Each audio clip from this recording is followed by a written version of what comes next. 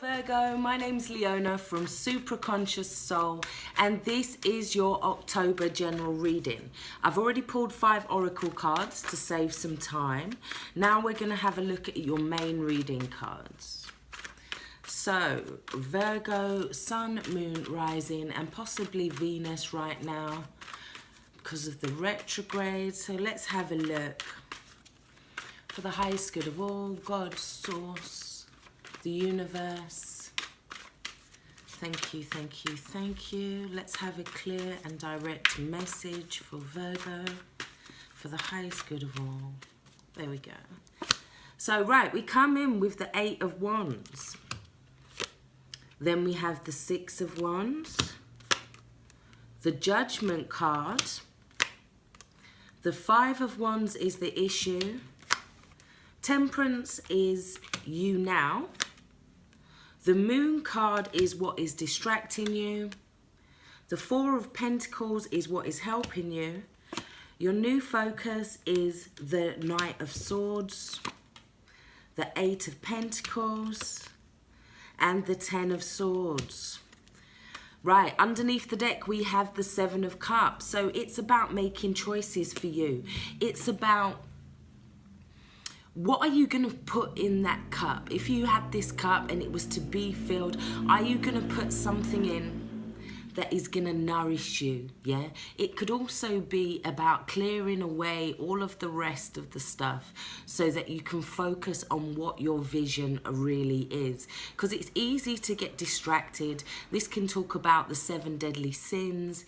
It can also talk about needing to, the next 7-year cycle, even thinking about the next 7-year cycle emotionally. Are you going to open up emotionally? It's also a card of making choices. Now, those choices could be to do with moving forward.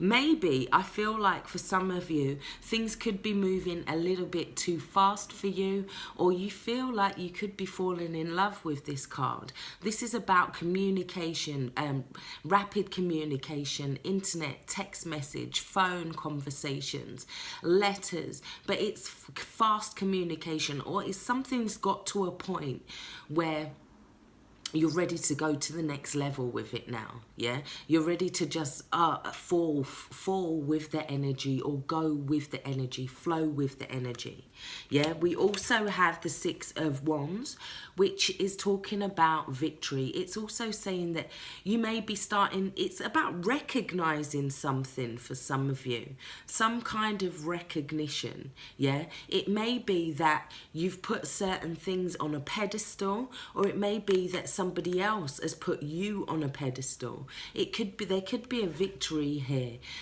It also talks about support after a struggle. Now that struggle is with your issue. Your issue is maybe controlling energy in a way, because it's the people trying to build things together but it not quite working. So you're needing to focus on bringing something together, and as you do so, the energy will move really fast for you. They're trying to build this pentacle here, but nobody's listening to anybody. It can talk about delays, obstructions. It can talk about Saturn in Leo. So in some sense, it's about you restricting your fun in some sense. It's about you not accepting some kind of victory in some sense, yeah? Or not allowing for a victory for some of you. We do have the Judgment card, which talks about weighing something up, weighing your heart against a feather here. It talks about a rebirth, needing to come into a rebirth of self in some sense. It definitely talks about being at a crossroads, needing to make a decision, because the world comes after this. So there is some way that you need to sort out something in order to complete a cycle, in order to end a cycle. It can also be about bringing 2 things together, because we do have the Temperance card here. Now the Temperance card is all about balance, and it's about alchemy that's created once you achieve that balance. It's also about bringing 2 things together, and there needing to be a certain level of maturity when dealing with it. It's the card of Sagittarius here as well. Now distracting you is the Moon. And this could be to do with fears, this could do with illusions, it can be also to do with mental health, yeah, or needing to kind of look at your mental health, or not feeling like, not being able to move forward till you get yourself to a place of balance. Now, this can talk about moving through the dark as well, not quite seeing the whole path, not quite seeing the whole process, yeah? There could be fears, doubts, just not listening to your intuition, and possibly secrets that have been hidden as well. Now, the Four of Pentacles, this is talking about holding on to something, holding on to it for dear might. It's like holding on to it to kind of protect your heart in some way as well. Now, we do have new love, it says here. It says a new person has stirred your romantic feelings. And we also have playfulness. So in some senses, it's about you loosening up a little bit, in a sense. It's about you not allowing your fears to get the better of you in some sense, because you do move forward quite rapidly with the Eight of Pentacles.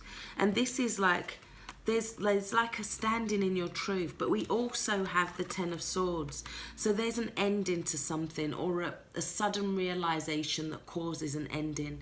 It feels like a betrayal, yeah? But there's a need to kind of move forward or stand in your truth. It could also be messages or communication that comes in that brings truth. It may be a little bit cold, it may be a little bit harsh, but it has the essence of protection in it in some sense. This is also could be you kind of rebelling in some sense.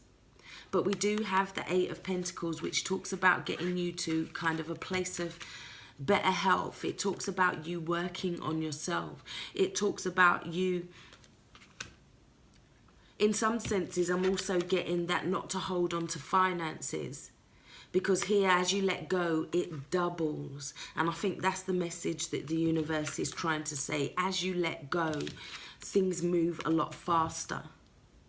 We have the Ten of Swords, which talks about letting go of something with grace. It talks about just allowing the healing to take place in some sense. Now, you also got Kitchen. Now, this is talking about creation. This is saying that you need to allow yourself to co-create with the universe in some way. It's talking about allowing new things to come in, and now allowing that new playful energy of new love to come in here. Yeah, if you're wanting to manifest new love, it's about putting yourself in a place of fun, a place of playfulness, and then it magnetically comes to you.